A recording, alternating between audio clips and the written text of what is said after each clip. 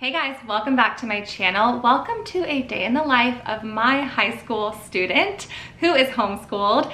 So a lot of times when I share our schedule or our curriculum choices, one of the main comments that I get is, okay, but what does this look like? Or how do they do all this? Or how do they, fit that in? Or how do you still do family subjects when they have this much independent work? And so I thought that the best way to do this would be to just show you a day in the life of my high school student. Keep in mind that her schedule does look a little bit different every day, but this was a pretty standard day for us. So where she may have done this handful of subjects first one particular day, she may choose another handful of subjects to do first on another day, or some days she has extra sports practices or things like that. But this is a pretty standard day in her life. She is my oldest. She is a sophomore in high school right now, and she has been homeschooled from the very beginning.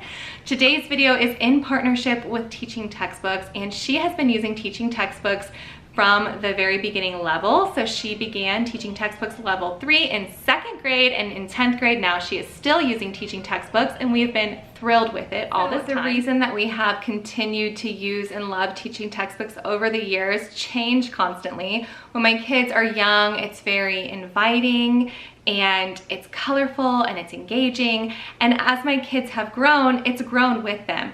So it's still an approachable math curriculum that breaks down every single problem so you can see how each problem is done. It still offers hints even at the older levels, and the helpline is an incredible tool, especially for these older kids who are at the higher level math, because we're getting into that gray area now where I'm like, I know I learned this at one point, but I cannot remember. So that helpline that they can call at any point is incredibly beneficial. I also just love that it gets to these higher level concepts, but explains them in a way where they are still ready for college level math. They're familiar with the concepts. However, it's not overwhelming as they're hearing this in 9th, 10th, and 11th grade to where it's just absolutely blowing their minds and they can't figure it out. So it's still very approachable. My kids have never been scared to sit down and do their math lesson, and yet I know that they're getting all the terminology they need and all of the assistance they need to continue math as they graduate high school. Another incredible component of Teaching Textbooks, and you'll see this in my sophomore's day in the life here, is that you can take it on the go. So she can put it on her laptop, we can add it to our tablet, and as she's running back and forth from sports and cheer and all the things that are included in a high schooler's life, she can do her math on the go. In the car, off Wi-Fi, you can download a handful of lessons off of Wi-Fi. She does math often at the dance studio as she waits between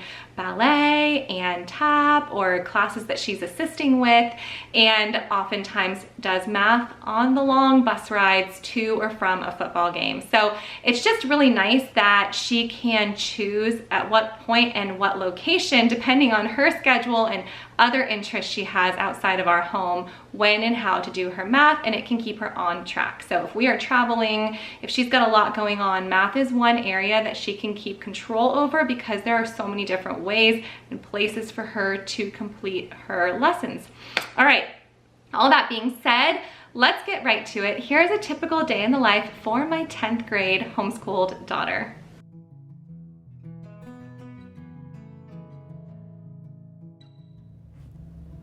So I have my kids starting their schoolwork every day by 9:30. I do allow them to wake up when they need to, depending on sports the night before and stuff.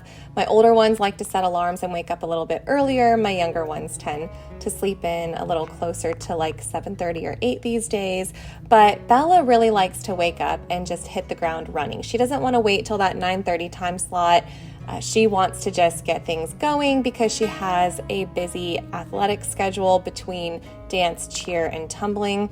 And so she takes advantage of that extra time in the morning before the 9:30 school start, and she gets going with some of her schoolwork.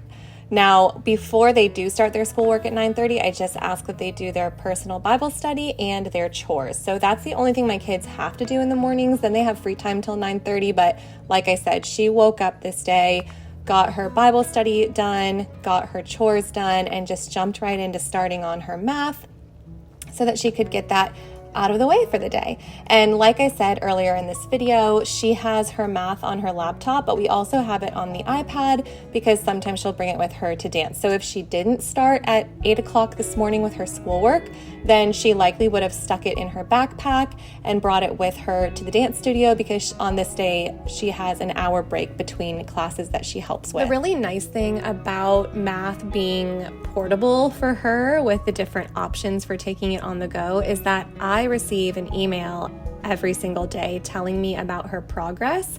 And so even if she's not doing her math right in front of my eyes, I can still stay very tuned in to exactly how she's doing, what she's having a hard time with, maybe if she is having a hard time, if she viewed hints, if she's using second chances, and if she attempted a problem more than once. So I can get an email with her score every day, and then I can go into my parent portal and just see all of those details, which is amazing in order for her to keep her independence with her schoolwork and keeping me in tune with what's going on. Now, Teaching Textbooks does have a free trial option that's incredible. You can do the first 15 lessons without any time restraints. You can take as long as you need to complete the first 15 lessons of any of their different courses. So you can do the little online placement questions, and then you can go ahead and try any of the different courses, and you get all the way to lesson 15 to see if that's a good fit for you. If you decide to go forward with that course, then when you purchase the digital course, you actually get to keep your work from those first 15 lessons if you'd like to, so that your kids haven't lost their work. So if you have a high schooler with a busy schedule, or who could use a math that's a little bit more approachable and explained very well and can be done on the go, then you can go ahead and try any of the high school math courses online or any of the other grade levels that they offer and see if that would be a good fit for you. So I'll put a link below in the description box to try the free trial. After she finished her math, she went ahead and knocked out her science lesson as well, and then she moved on to grammar. I do like to write what grammar day the kids are on the board, because this is one where, because it's a daily lesson, sometimes the kids will get a little bit off balance with what day they're on if one of them didn't get it done the day before. After grammar, she did some of her reading. So she did her independent reading and then her YWAM reading. So they each have an assigned reading book for history, and then they each choose a YWAM hero of history or Christian hero to do as well each month. And then she records it in her reading log. Now she's choosing the order of her independent work. The way that I have my kids' schedule set up, I work with my younger ones directly in the morning, and I give my older ones the morning to do their independent work or individual subjects. And then after lunch, we do our family subjects. At that point, my younger ones are dismissed and my older ones have time to do more one-on-one work with me. But whatever they do within that morning time, their independent work time, they do in their own order. They get to choose how they want things done. And so she started with math this day, moved on to science, grammar, reading, assigned reading, and then she moved on to her C.S. Lewis High School Literature course with Redefining School. And at this point, I started to notice that she was getting a little silly. So not only was she having a hard time understanding her citations and started getting really goofy about it, but she went over and started playing the ukulele. I could hear her from the other room playing the ukulele, just trying to wind down a little bit. And she was just being an absolute goofball. Don't let anyone scare you about homeschooling middle schoolers and high schoolers. They're actually hilarious and fun. And it's just like, I don't know, it's just the best experience for me so far with our homeschool is having these older kids. I used to be so worried about it. I absolutely love it. So not only did she just start to goof off with her ukulele, I caught her and her brother doing pull-up contests outside instead of finishing their schoolwork. And then the teenagers convinced me to order subs today for lunch instead of doing leftovers. So I ordered subs for them and we did our family read aloud. So during lunchtime, I read aloud to all the kids while they eat, and we are in the Chronicle of Narnia series right now. As I mentioned earlier, we do our family subjects right after lunch.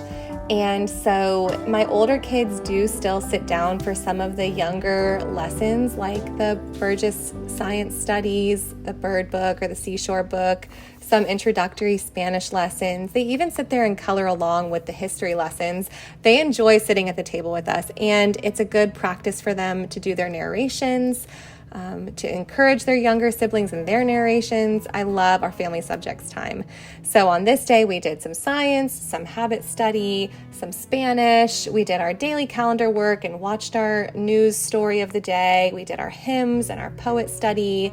And then we ended it with handing out their tickets. If you want to know more about our ticket system, I will link that video in the description box down below. I'll also link the video where I share about our schedule and independent work and those checklists that you saw, because I do get a lot of questions about that as well.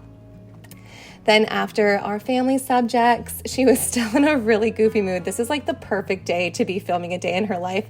She went ahead and sharpened her pencils and headed back to her room to take a logic exam for me. And we also went over a recent science test together. So that was the extent of our work together.